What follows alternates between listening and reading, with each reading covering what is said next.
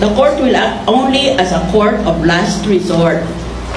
It acts only in exceptional cases where a court has failed to bring justice because that court is unwilling or unable to investigate and prosecute those who have the highest responsibility for the most serious crimes of concern to the international community.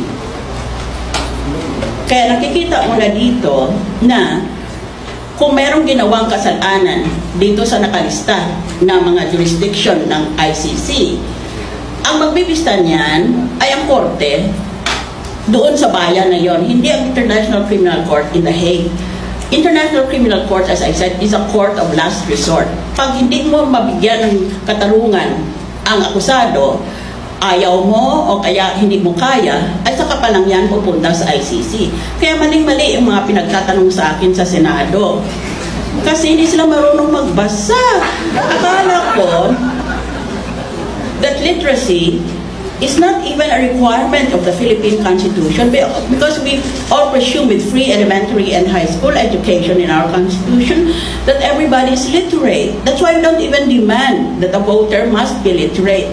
Eh, basahin mo lang, nakalagay naman maliwanag doon nang magbibista ang bansa kung saan nangyari yung mga krimen na sinasabi.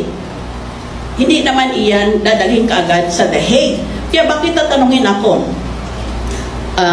Aren't you concerned that ordinary Filipino soldiers and policemen will be brought to trial in The Hague in the International Criminal Court? And I had to answer that question seriously.